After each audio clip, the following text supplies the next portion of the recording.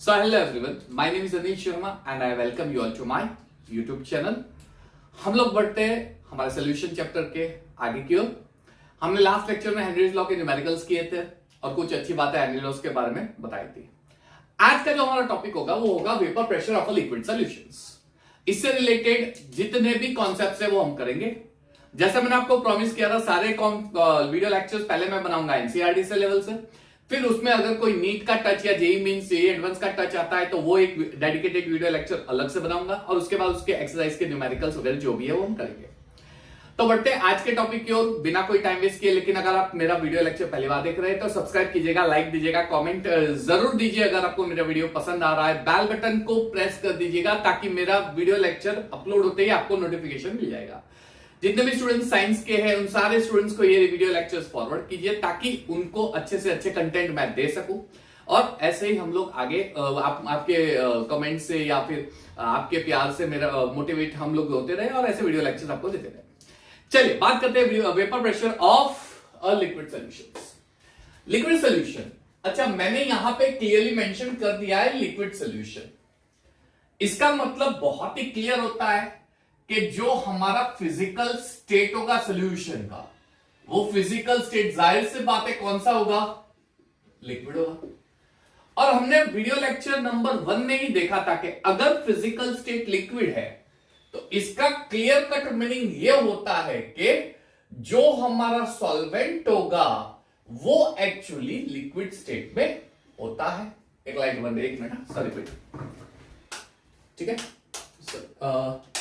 ठीक है, अब थोड़ा विजुअलाइजेशन क्लियर हो गया है ना। अच्छा, तो सॉल्वेंट जो है हमारा वो लिक्विड स्टेट में, इसका मतलब हम ऐसे सॉल्यूशंस की बात करेंगे जिसमें हमारे सॉल्वेंट का फिजिकल स्टेट लिक्विड होगा, है ना। अच्छा, यहां पे जो हमारा सॉल्यूट है, ये सॉल्यूट सॉलिड भी हो सकता है, ये सॉल्यूट लिक्विड भी हो सकता है, ये सॉल्यूट गैस भी हो सकता है, कोई भी हो सकता है ना। सॉलिड भी हो सकता है, लिक्विड भी हो सकता है, गैस भी हो सकता है। अच्छा, लिक्विड और गैस, इसका कॉन्सेप्ट हमने देख लिया हेनरीज लॉ में। अगर लिक्विड में मैं गैस डिसॉल्व करता हूं तो क्या क्या चीजें हो सकती है और किस तरह से हो सकती है वो हमने हेनरीज लॉ में ऑलरेडी देख लिया है। हम क्या करेंगे, अगर मैं लिक्विड को लिक्विड में मिक्स करता हूं या सॉलिड को लिक्विड में मिक्स करता हूं, सोल्यूशन में क्या क्या चीजें आएगी और किस तरह से वो चीजें हम लोग देखेंगे, उससे रिलेटेड क्या क्या फॉर्मूला हो सकती है और किस तरह से न्यूमेरिकल्स आ सकते हैं। ठीक है, तो बेसिकली हम लोग इन दो चीजों पे ज्यादा फोकस करेंगे। उसके बाद एक कॉन्सेप्ट आएगा जेई मेंस और एडवांस से, और वो होगा गैस लिक्विड का ही, लेकिन उसके अंदर एक्सेप्शन केस हेनरीज लॉ और राउल्स लॉ जो हम इसके अंदर देखेंगे उससे रिलेटेड होगा, वो मैं आपको बाद में बताऊंगा। चलिए, सबसे पहले मैं यहां पे बात कर लेता हूं पहले सॉल्यूशन की, जिसमें हमारा जो सॉल्यूट है ये लिक्विड है और हमारा जो सॉल्वेंट है ये भी लिक्विड है। अब दोनों ही लिक्विड स्टेट में है, इसका मतलब क्या होता है, दोनों ही लिक्विड स्टेट में है, इसका मतलब क्या होता है कि दो लिक्विड को मिक्स करूंगा फिजिकल स्टेट लिक्विड होगा। लेकिन इसके अलावा भी कुछ चीजें हैं जो हम यहां पे स्टडी करने वाले हैं। इसके अलावा भी कोई चीजें हैं, इसके अलावा क्या चीजें हो सकती है। देखो, एक टर्म मैं यहां पे इंट्रोड्यूस कर रहा हूं जो आपको शायद पता होगा, वो है राउल्स लॉ, सॉरी, वो है वेपर प्रेशर। ये आपको पता होगा। अब क्वेश्चन ही आता है कि ये वेपर प्रेशर है क्या। शायद मुझे कहने की जरूरत नहीं है, 11th स्टैंडर्ड में स्टेट्स ऑफ मैटर में जो लिक्विड्स की प्रॉपर्टीज थी उसमें एक प्रॉपर्टी वेपर प्रेशर की आपने स्टडी की हुई है। खैर, अगर आपको याद नहीं है तो छोटा सा कॉन्सेप्ट वेपर प्रेशर का यहां पे मैं बता देता हूं। वेपर प्रेशर होता क्या है, हमारा जो लिक्विड होता है वो वॉलेटाइल होता है। यह बात अलग है कि सारे लिक्विड की वॉलेटाइलिटी सेम नहीं होती, कोई ज्यादा वॉलेटाइल होता है, कोई कम वॉलेटाइल होता है। वॉलेटाइल का मतलब क्या होता है, नॉर्मल टेम्परेचर प्रेशर पे लिक्विड अपने आप वेपर में कन्वर्ट होना, लिक्विड अपने आप गैसियस स्टेट में कन्वर्ट होना, उसे हम वॉलेटाइल कहते हैं। कोई फास्ट गैस में कन्वर्ट होता है तो मोर वॉलेटाइल है, कोई स्लो गैस में कन्वर्ट होता है तो कम वॉलेटाइल है। इसका मतलब हम बात कर रहे हैं लिक्विड लिक्विड की, यानी हम लोग वॉलेटाइल कंपोनेंट की बात कर रहे हैं। समझ में आया? वॉलेटाइल कंपोनेंट का मतलब क्या हुआ? नॉर्मल टेम्परेचर प्रेशर पे भी वो लिक्विड जो है गैस में कन्वर्ट हो सकता है। हम लोग वॉलेटाइल की बात कर रहे हैं, तो लिक्विड लिक्विड क्लियर। अच्छा, अब यहां पे लिक्विड मान लीजिए वेपर में कन्वर्ट हो गया, तो होगा क्या? तो जाहिर सी बात है, हर एक गैस का खुद का इंडिविजुअल प्रेशर होता है। डाल्टन्स लॉ में हमने देखा था पार्शियल प्रेशर। यहां पे लिक्विड जब वेपर बनेगा तो वेपर कौन सा फिजिकल स्टेट है? गैसियस फिजिकल स्टेट है, इसलिए वो भी अपना खुद का प्रेशर अप्लाई करेगा, जिसे हम वेपर प्रेशर बोलते हैं। लेकिन सही मायने में ये डेफिनेशन हम लोग अप्लाई नहीं कर सकते। तो करेक्ट डेफिनेशन क्या होगी? करेक्ट डेफिनेशन हम लोग ऐसा बोलेंगे, at a definite temperature and pressure, at a definite temperature and pressure, समझना, the pressure applied by the vapor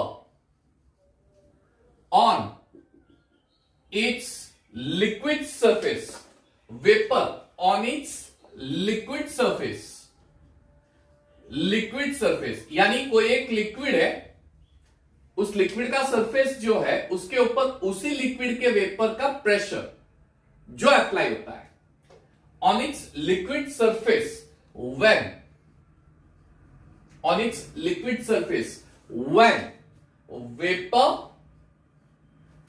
and liquid conversions, या फिर इससे भी बेटर वे में आप ऐसा लिख सकते हो, when evaporation and condensation phenomena attains equilibrium, ध्यान से समझना, attains equilibrium at a definite temperature and pressure, the pressure applied by the, ये जो मैं प्रेशर की बात कर रहा हूं ये एटमॉस्फेरिक प्रेशर है। अब जो प्रेशर है वो वेपर प्रेशर है, ठीक है। तो at a definite temperature pressure the vapour pressure या फिर pressure applied by the vapour on it's liquid surface when evaporation and condensation phenomena attains equilibrium. Liquid volatile है, हमें पता है वॉलेटाइल का मतलब नॉर्मल टेम्परेचर पे वेपर में कन्वर्ट होना, लेकिन ये जो प्रोसेस होती है वेपर में कन्वर्जन होना, ये स्लो प्रोसेस होती है।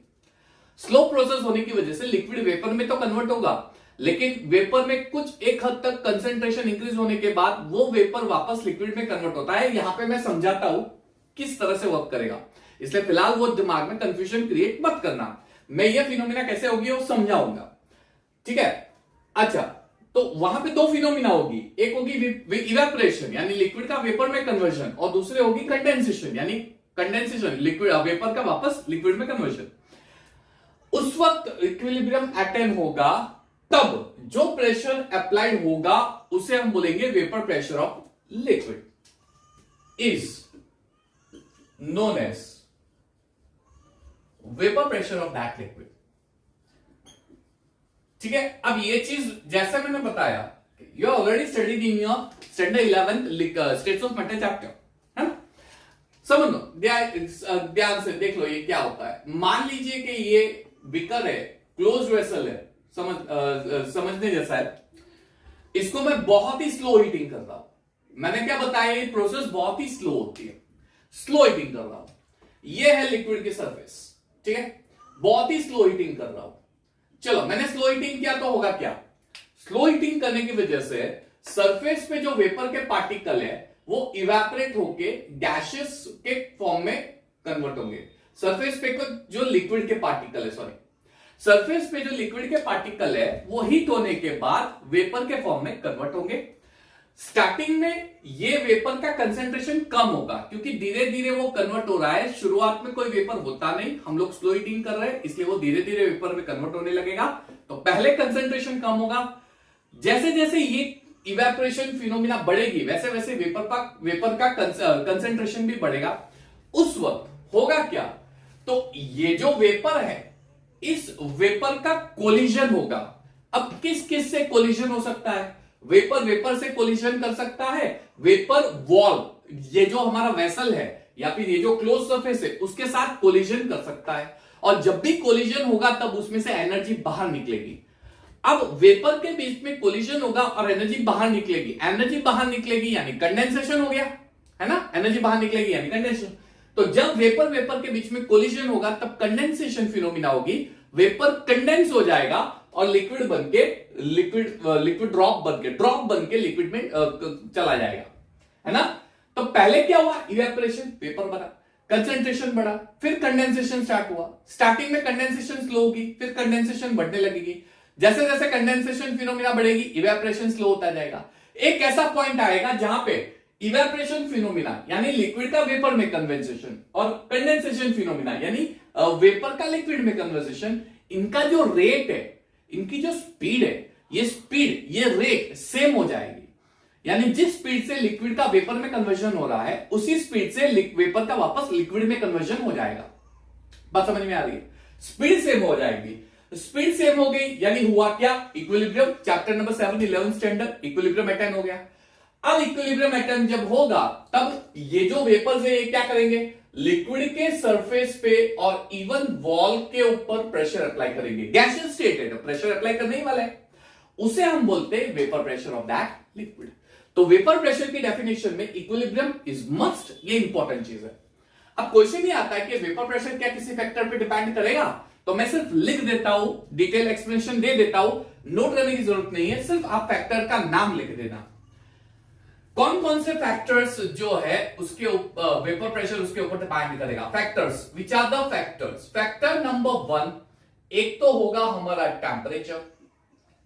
टेम्परेचर पे डिपेंड करेगा, और दूसरा जो फैक्टर है वो होगा हमारा नेचर ऑफ सॉल्वेंट या फिर वॉलेटाइल कंपोनेंट या फिर नेचर ऑफ लिक्विड।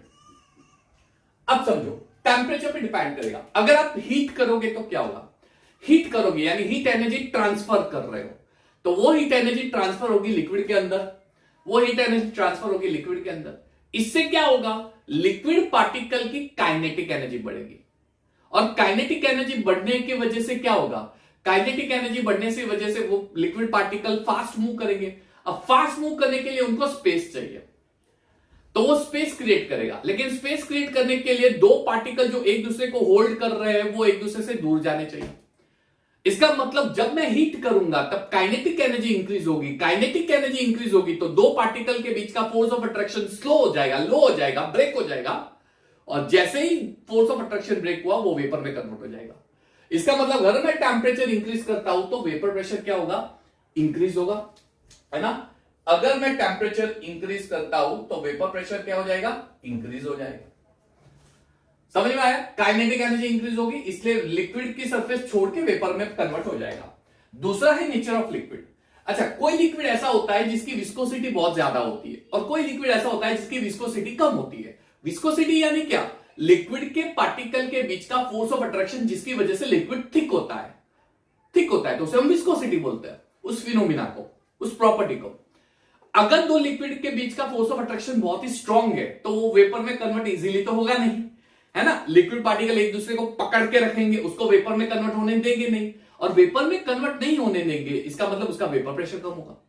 और अगर फोर्स ऑफ अट्रैक्शन कम है इसका मतलब विस्कोसिटी कम है, विस्कोसिटी प्रॉपर्टी लेस है, तो फोर्स ऑफ अट्रैक्शन कम है यानी वो जल्दी ब्रेक होगा यानी ज्यादा वेपर बनेगा। तो मैं ऐसे बोल सकता हूं कि विस्कोसिटी यानी विस्कोसिटी अगर ज्यादा है तो वेपर प्रेशर लेस, वो कम है, इनवर्स प्रोपोर्शन। इन दो चीजों पे डिपेंड करेगा। अब आप बोलोगे सर ये वापस एक्सप्लेन करने की जरूरत क्या है, ये तो हमने स्टडी कर लिया था। अरे भाई यही मेन चीज है, ये जो वेपर प्रेशर है यही हमें स्टडी करना है।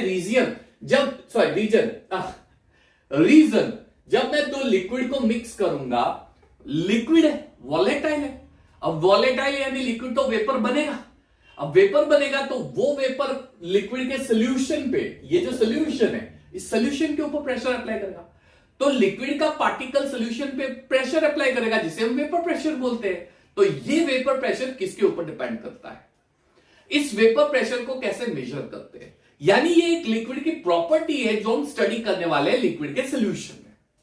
समझ में आ रहा है, तो ये पूरी कहानी याद रखना।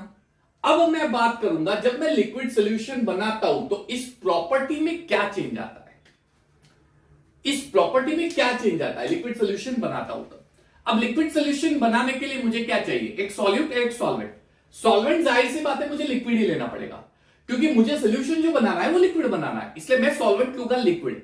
सॉल्यूट कोई भी ले लो उससे कोई फर्क नहीं पड़ेगा, सॉल्वेंट लिक्विड लिया दैट्स इट, सोल्यूशन लिक्विड बनेगा। मैं सॉल्यूट सॉलिड भी ले लूं, लिक्विड भी ले लूं, गैस भी ले लूं, क्या क्या फर्क पड़ेगा, कुछ भी नहीं। बात समझ में आ रही है। अब मैं लिक्विड सोल्यूशन बना रहा हूं इसलिए सॉल्वेंट लिक्विड ले लिया, तो सॉल्यूट सॉलिड लिक्विड गैस कोई भी ले सकता हूं। इसके बारे में मैं अलग से डेडिकेटेड वीडियो लेक्चर बनाऊंगा। फिलहाल मैं इन दोनों की बात करूंगा, जिसमें पहले मैं ये केस ले लेता हूं लिक्विड वाला। ठीक है, तो पहला सॉल्यूट भी लिक्विड सॉल्वेंट भी लिक्विड, ऑलरेडी मैंने हेडिंग दे दिया है। समझने के लिए एक डायग्राम बना रहा हूं। मान लीजिए ये एक बीकर है, ठीक है, ये एक बीकर है, इसमें है मेरा सॉल्यूट पार्टिकल ए, ये दूसरा बीकर है बंद है, इसमें है मेरा सॉल्वेंट पार्टिकल बी। ठीक है, चलिए सॉल्यूट को मैं ग्रीन से इंडिकेट कर देता हूं, तो ये है सारे सॉल्यूट पार्टिकल्स। ठीक है, सॉल्वेंट को मैं रेड से इंडिकेट कर रहा हूं, चलो ये है मेरे सॉल्वेंट पार्टिकल्स। समझना ध्यान से, ठीक है, बात समझना। अब इसमें सॉल्यूट है, सॉल्यूट पार्टिकल ए है, ध्यान से समझना। इसका मतलब क्या है पता है, इसके अंदर जो पार्टिकल प्रेजेंट है वो सारे के सारे पार्टिकल किसके हैं भाई, ए के है, सॉल्यूट के है, यानी ये प्योर है, इसमें कोई और कंपोनेंट मिक्स है ही नहीं, ये प्योर है। इसका मतलब जब मैं सॉल्यूट ए लूंगा तब इसमें वेपर बनेगा, तो ये वेपर किसका बन रहा है भाई, ये वेपर किसका बन रहा है, तो मैंने जो सॉल्यूट लिया है उसका वेपर बन रहा है। समझ में, तो ये जो वेपर होगा ये किसका होगा, ये होगा vapour pressure of solute particle A. अब ये प्योर है, ये प्योर है, समझ में आ रहा है। अच्छा ये सॉल्वेंट है, रेड कलर सॉल्वेंट है, ये भी वेपर बनेगा, ये भी वेपर बनेगा, तो इसके अंदर जो वेपर्स है ये वेपर्स किसके हैं, तो ये जो वेपर है ये है vapour pressure of particle B. बात सही है, ये vapour pressure of particle B है, ये भी प्योर है, तो इसको भी मैं इंडिकेट कर देता हूं, ये है हमारा प्योर सॉल्वेंट बी। अब मैं एक काम करता हूं, मैं एक तीसरा बीकर लेता हूं, ध्यान से समझना, मैं एक तीसरा बीकर लेता हूं और तीसरे बीकर में ये दोनों को मिक्स कर देता हूं, यानी थोड़ा सॉल्यूट डालता हूं और उसमें थोड़ा सॉल्वेंट डालता हूं, थोड़ा सॉल्यूट डालता हूं। इसका मतलब ये हो गया कि अब जो मेरा यहां पे वेसल है, ये जो मैंने कंपार्टमेंट लिया है, इस कंपार्टमेंट में मुझे solute as well as solvent दोनों ही दिखेंगे, यानी तीसरे कंपार्टमेंट में सॉल्यूट भी होगा और तीसरे कंपार्टमेंट में सॉल्वेंट भी होगा। अब मैं आपको पूछूं कि ये जो हमारा फाइनल है, ये सॉल्यूशन बना है, ये है हमारा लिक्विड सॉल्यूशन। आपको ये बताना है कि इस लिक्विड सॉल्यूशन के ऊपर वेपर, इस सरफेस के ऊपर वेपर किसका होगा, ए का होगा कि बी का, किसका होगा, दोनों का होगा। क्यों दोनों का, ए लिक्विड है, लिक्विड वॉलेटाइल होता है, बी लिक्विड है, वॉलेटाइल होता है। अब इस बीकर में मैंने ए भी लिया है, बी, ए भी लिक्विड है, बी भी लिक्विड है, यानी दोनों वॉलेटाइल है, तो जो वेपर में कन्वर्जन होगा वो तो दोनों का होगा। अरे समझ रहे हो ना, वो तो दोनों का होगा। इसका मतलब इसके सरफेस पे मुझे सॉल्यूट के पार्टिकल भी दिखेंगे एज वेल एज सॉल्वेंट के पार्टिकल भी दिखेंगे। तो अब अगर मैं समझने जाऊं तो जो वेपर में कन्वर्जन हो रहा है वो वेपर में कन्वर्जन सॉल्यूट का भी हो रहा है और इस वेपर में कन्वर्जन सॉल्वेंट का भी हो रहा है। तो अगर अब आपको पूछा जाए कि लिक्विड के सरफेस पे, यानी इस लिक्विड के सॉल्यूशन के सरफेस पे किसका प्रेशर लगेगा, लिक्विड सॉल्यूशन के सरफेस पे किसका प्रेशर लगेगा, ए का भी प्रेशर लगेगा क्योंकि ए के वेपर प्रेजेंट है, और बी का भी प्रेशर लगेगा क्योंकि बी का भी प्रेजेंट है ना। तो अगर आपको पूछा जाए कि लिक्विड सॉल्यूशन पे टोटल प्रेशर क्या होगा, तो ये जो टोटल प्रेशर होगा ये ए का भी प्रेशर होगा vapour pressure as well as B का भी वेपर प्रेशर होगा। ये जो प्रेशर ऑफ ए और प्रेशर ऑफ बी है ये पार्शियल प्रेशर है, यानी यहां पे मैंने यूज किया एक law, states of matter, Dalton's law of partial pressure. Total pressure will be equal to the pressure of A plus pressure of B. बात समझ में आ रही है जो बता रहा हूं? Pressure of A plus pressure of B, partial pressure of A plus partial pressure of B. Clear है? समझ में आ रहा है? ठीक है, तो ये बहुत इंपॉर्टेंट चीज है। अब ये जो वेपर में कन्वर्जन हो रहा है, मेरा एक पॉइंट था कि ये जो वेपर में कन्वर्जन हो रहा है ये किसके ऊपर डिपेंड करता है। तो एक लॉ है जिसे हम बोलते हैं राउल्स लॉ। ये बहुत बेहतरीन लॉ है क्योंकि हम जो भी अब पूरा चैप्टर स्टार्टिंग से लेके एंड एक्सरसाइज तक जितनी भी चीजें हैं, हर एक चीज में कहीं ना कहीं ये कॉन्सेप्ट वेपर प्रेशर आएगा ही, कंपल्सरी आने वाला है। ठीक है, तो अच्छे से समझना राउल्स लॉ। ये क्या कहता है? At a definite temperature, for a fixed amount of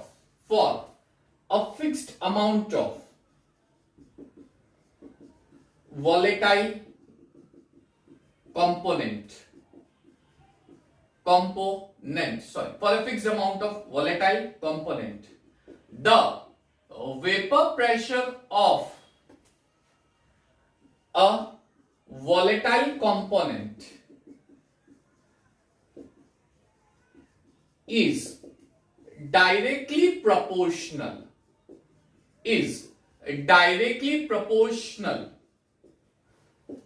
to its mole fraction present on the surface of liquid. Directly proportional to the mole fraction of that liquid present on the surface of that liquid. Clear? Amount of volatile component. The vapor pressure of a volatile component is directly proportional to its mole fraction present on the surface of liquid. मैं ये कहना चाहता हूं कि liquid के surface पे volatile component का जितना ज्यादा कंसंट्रेशन होगा उतना उसका वेपर में कन्वर्जन ज्यादा होगा। लिक्विड के सरफेस पे जितने पार्टिकल का कंसंट्रेशन कम होगा उतना उसका वेपर प्रेशर कम होगा। इसका मतलब यह हुआ लिक्विड के सरफेस पे वॉलेटाइल कंपोनेंट का जो कंसंट्रेशन है वो एक मेजर रोल प्ले करेगा। वो जितना ज्यादा होगा उतना वेपर प्रेशर ज्यादा, क्योंकि वेपर में कन्वर्जन बढ़ेगा। सरफेस पे जितने पार्टिकल ज्यादा उतने वेपर ज्यादा बनेंगे। बात समझ में आ रही है ना? अब अगर मैं ये चीज की बात करूं तो इस चीज के अंदर ए है और वो प्योर है। प्योर का मतलब ये होता है सरफेस पे सिर्फ और सिर्फ ए कंपोनेंट है, सिर्फ और सिर्फ ए कंपोनेंट है।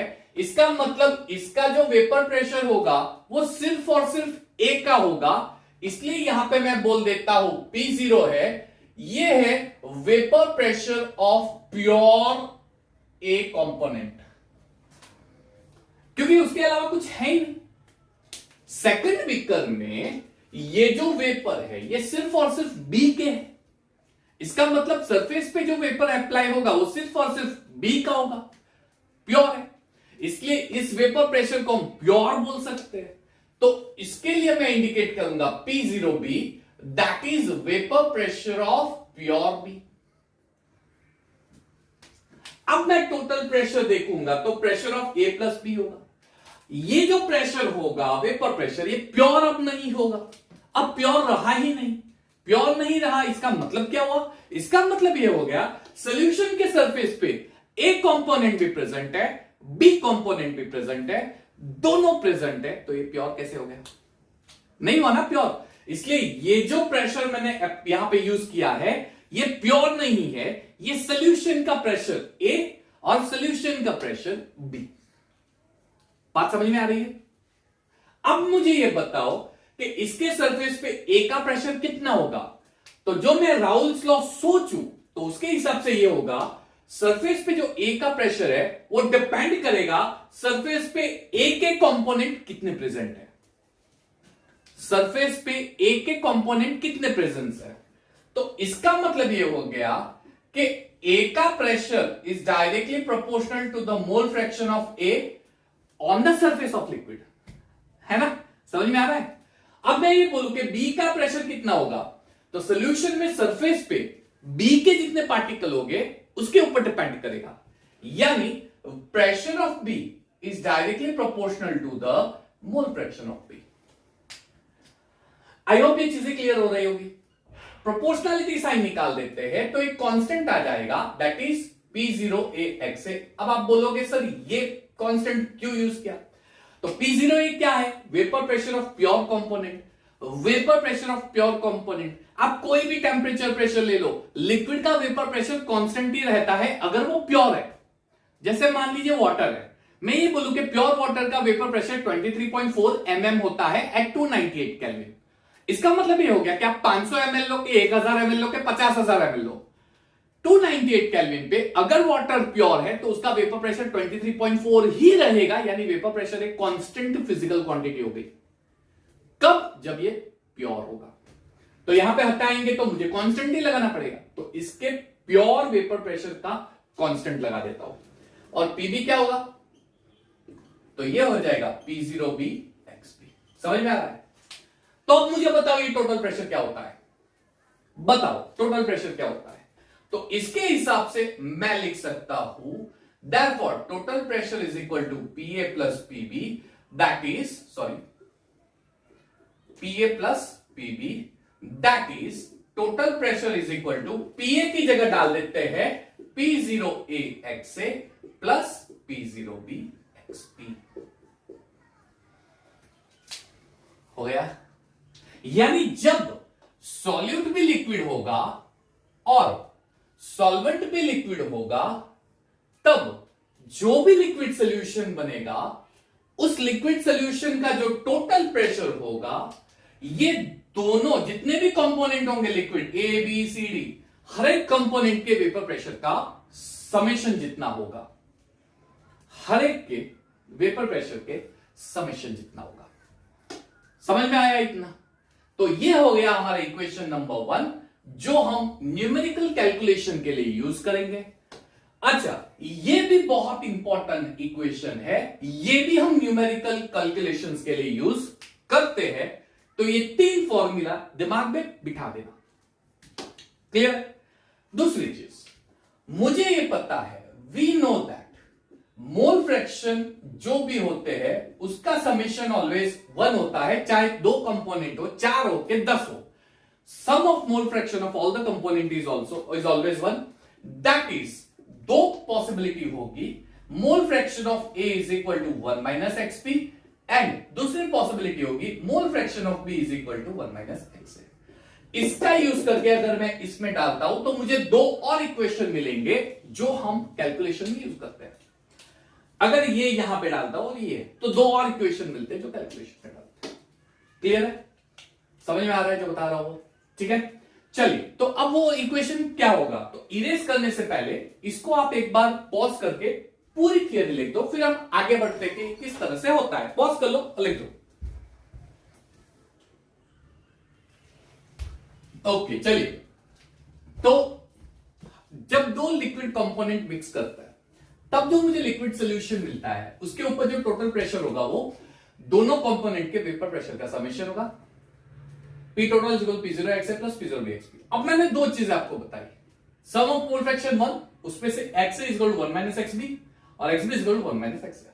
पहले XA is equal to 1 minus XB, तो ये जो XA है 1 minus XB मिला, इसको मैं यहां पे डाल के टोटल प्रेशर की एक नई फॉर्मूला बनाता हूं। होगा क्या? Total pressure is equal to P0A और XA की जगह हम क्या बना देते हैं, 1 minus XB, sorry 1 minus XB plus P0B XB। ठीक है, चलिए ब्रैकेट ओपन कर दो, P0A minus P0A XB plus P0B XB हो गया। अब देखो यहां पे XB mole fraction of B common निकल रहा है ना, तो मैं एक काम करता हूं, minus mole fraction of B common निकाल देता हूं, माइनस, ठीक है। तो होगा क्या, therefore P total is equal to P0A minus mole fraction of B common निकाल देते हैं। अब मैंने mole fraction of P common निकाला, लेकिन बाहर मैंने रखी माइनस साइन। बाहर माइनस साइन रखने से जो माइनस होगा वो प्लस हो जाएगा और जो प्लस होगा वो माइनस। तो ये माइनस है बन गया प्लस, ये प्लस है बन गया माइनस। तो होगा क्या, P0A माइनस P0B। मुझे मिल गई एक नई formula, total pressure is equal to P0A minus XB। इसको थोड़ा ऊपर से ले लेते हैं, P total is equal P0A minus XB bracket में P0A माइनस P0B। यानी अगर क्वेश्चन में सिर्फ आपको मोल फ्रैक्शन ऑफ ए दिया जाए, दोनों के प्योर कंपोनेंट के वेपर प्रेशर दे दे, तो ये फॉर्मूला यूज कर सकते हैं। अच्छा, दूसरा है mole fraction of B is equal to 1 minus mole fraction of A. Clear है? चलिए अब मैं इसको यहां पे डाल देता हूं इस इक्वेशन में, तो मुझे क्या मिलेगा, P total is equal to P0 of A X A plus P0 of B bracket में हो जाएगा 1 माइनस XB। अब ब्रैकेट खोल दो, चलो, P0A XA plus P0B minus P0B XB। ठीक है, सॉरी XA आएगा यहां पे, सॉरी बेटा, ये XA आएगा, सॉरी, ठीक है, ये हो गया XA। रेड कलर की इंक डाल देता हूं 1-2 मिनट। अब इसके आगे का स्टेप आप सोच सकते हो क्या होगा, तो दो टर्म है जिसमें मुझे XA दिख रही है, दो टर्म है, इन दोनों टर्म में से मैं XA को कॉमन निकाल देता हूं। चलिए हम लोग दोनों टर्म में से XA को कॉमन निकाल देते हैं। चलिए, therefore P total is equal to this, therefore P total is equal to, चलो यहां से XA को कॉमन निकाल दो, तो होगा क्या, P0A माइनस P0B, XA निकल गया कॉमन प्लस P0B, हो गया, समझ में आया? तो ये हो गई हमारी नेक्स्ट फॉर्मूला। चलिए अब इस फॉर्मूला से क्या क्या चीजें निकाल सकते हो। देखो मैं क्या देख रहा हूं, टोटल प्रेशर जो है वो B के मोल फ्रैक्शन के ऊपर डिपेंड कर रहा है, टोटल प्रेशर जो है वो A के मोल फ्रैक्शन, अगेन यहां पर मैंने B ले लिया, I am very sorry, A के मोल फ्रैक्शन पे डिपेंड कर रहा है। क्या मैं ऐसे बोल सकता हूं, total pressure varies with the change in concentration of A, and total pressure varies with the change in concentration of B. यानी अगर मैं ए और बी चेंज करूंगा तो वो इंपैक्ट डालेगा टोटल प्रेशर पे। क्यों? अगर मैं ए और बी के कंसेंट्रेशन को चेंज करूंगा तो सरफेस पे, लिक्विड के सरफेस पे ए और बी का कंसेंट्रेशन चेंज हो जाएगा, तो उसकी वजह से उसके टोटल प्रेशर में भी चेंजेस आएंगे। तो मैं ये बोल सकता हूं कि total pressure it is a variable of A and B, वो ए और बी दोनों के ऊपर डिपेंड कर रहा है ना। तो कंक्लूजन नंबर 1, यहां से हम क्या कंक्लूजन निकाल सकते हैं? कंक्लूजन यार, कंक्लूजन्स नंबर 1, पहला कंक्लूजन ये निकालेंगे कि total pressure of solution it varies linearly with vapor pressure of A, mole fraction of A, sorry, with mole fraction of component A and mole fraction of component B। ये चीज मैं आपको graph plot करके दिखाऊंगा, clear? दूसरी चीज, अब ये लीनियरली वेराई कर रहा है, इसका मतलब क्या हुआ, if the concentration of A or B changes, तो then हम ऐसा बोलेंगे total pressure also changes।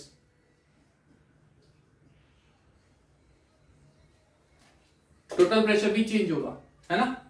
एक और चीज, टोटल प्रेशर के ऊपर ए और बी दोनों इंपैक्ट तो डालेंगे, लेकिन एक सबसे ज्यादा डालेगा और वो होगा सॉल्वेंट। मान लीजिए बी सॉल्वेंट है, यानी total pressure varies linearly with A and B both, लेकिन ज्यादातर वो बी के ऊपर डिपेंड करेगा।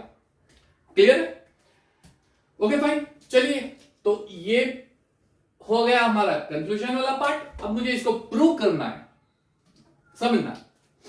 मैं ग्राफ प्लॉट करता हूं। सबसे पहले मैं ग्राफ में बात कर रहा हूं pressure of A versus its mole fraction, और फिर मैं बात करूंगा pressure of B versus its mole fraction. चलिए,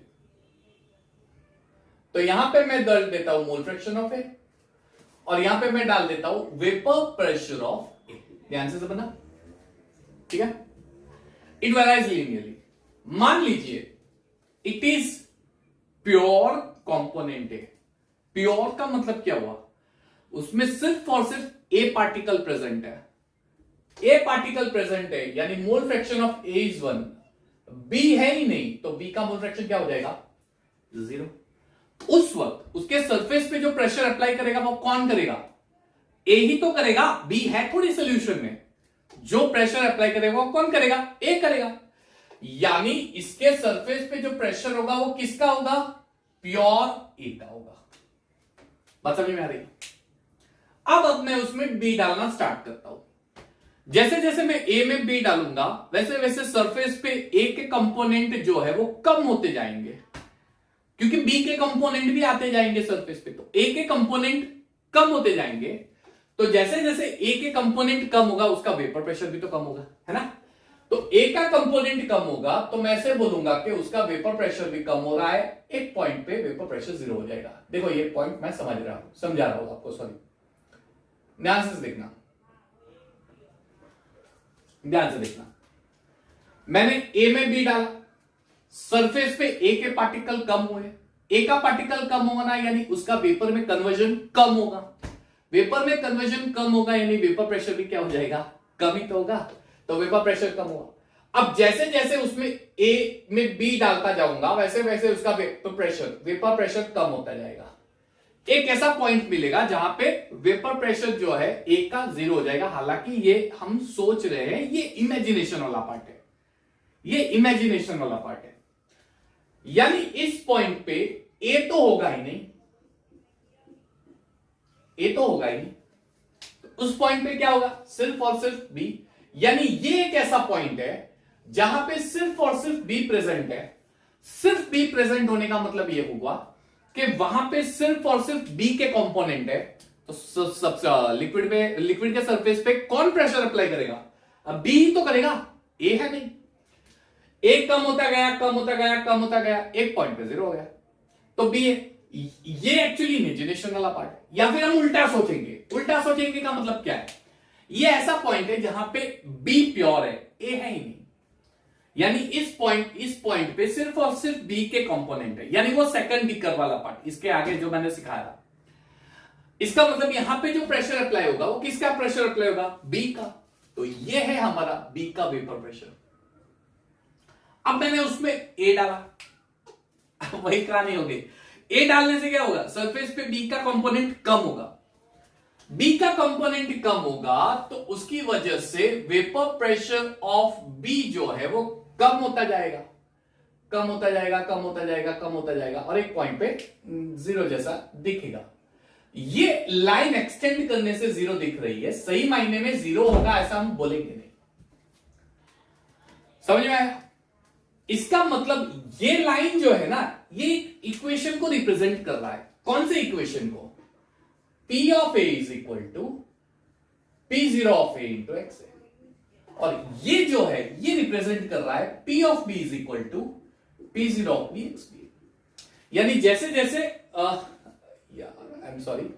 जैसे जैसे A कंपोनेंट कम होगा, अब डायरेक्टली प्रोपोर्शनल है तो B का प्रेशर भी तो कम होगा, और जैसे जैसे B का कंपोनेंट कम होगा उसका प्रेशर कम होगा। समझ में आया? क्लियर? अच्छा, तो यहां पे मैंने ले लिया है मोल फ्रैक्शन x। अब आपको यह पूछा जाएगा टोटल प्रेशर की लाइन कहां होगी, तो मेरा जो टोटल प्रेशर होगा वो ए और बी के प्रेशर के बीच में होगा। एक चीज हमें पता है, ए का जो मोल फ्रैक्शन है ये 0 और 1 के बीच में होगा, और बी का जो मोल फ्रैक्शन है ये 0 और 1 के बीच में होगा। मोल फ्रैक्शन कम से कम 0, ज्यादा से ज्यादा 1, और उसके हिसाब से टोटल प्रेशर जो होगा वो पी ए प्लस पीबी के हिसाब से। तो बीच की लाइन जो है वो P total is equal to P A plus PB. इस लाइन के हिसाब से मैं ऐसे बोलना चाहूंगा कि टोटल प्रेशर प्योर बी के वेपर प्रेशर से ना ज्यादा होगा, प्योर ए के वेपर प्रेशर से ना कम होगा, उनके बीच में होगा। प्योर ए से कम नहीं होगा और प्योर बी से ज्यादा नहीं होगा। तो टोटल प्रेशर इन दोनों के बीच में एग्जिस्ट होगा। जाहिर सी बात है, क्यों? क्योंकि ये सॉल्वेंट है, सॉल्वेंट का प्रोपोर्शन ज्यादा होता है। अब ये प्योर है, जब मैं सॉल्यूट डालूंगा तो प्रेशर कम होगा। अरे कम होगा ना, समझ में आ रहा है? तो कम होने का मतलब क्या हुआ? इससे कम होगा, घटेगा, यहां पे इससे बढ़ेगा।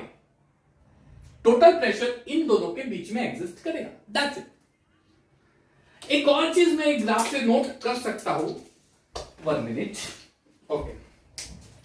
एक और चीज इस ग्राफ से नोट कर सकते हैं कि ए का प्रेशर बी के प्रेशर से कम है जब वो प्योर होगा। क्यों? क्योंकि ये सॉल्यूट है और ये सॉल्वेंट है।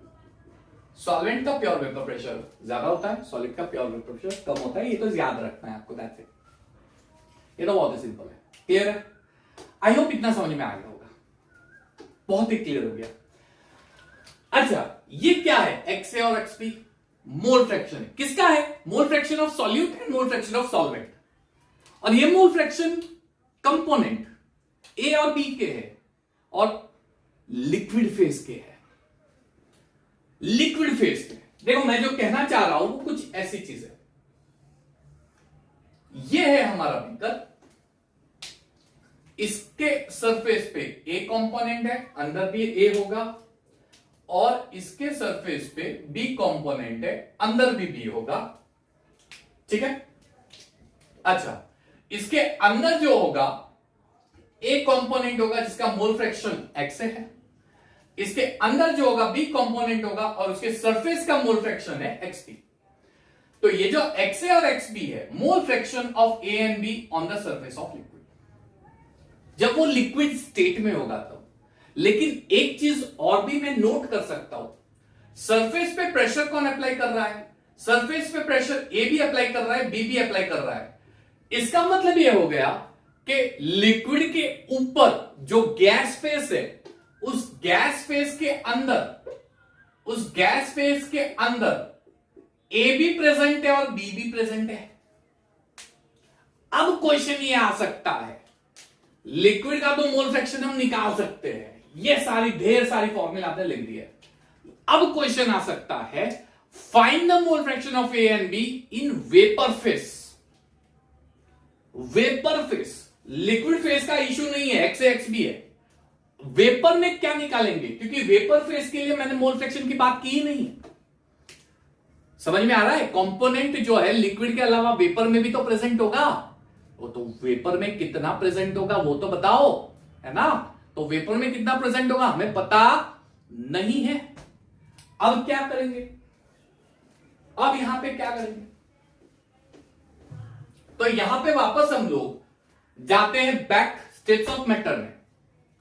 स्टेट्स ऑफ मैटर में ये डाल्टन्स लॉ के अंदर दिया गया था, किसी भी गैस का जो प्रेशर होगा, किसी भी गैस का जो प्रेशर होगा वो उसके वेपर में प्रेजेंट उस गैस के मोल फ्रैक्शन को डायरेक्टली प्रेजेंट होगा। क्या बताया मैंने? किसी भी गैस का जो प्रेशर होता है वो उसी के मोल फ्रैक्शन को डायरेक्टली प्रोपोर्शनल है जब वो गैस में प्रेजेंट होगा। अब आप बोलोगे सर वाई क्यों डाला?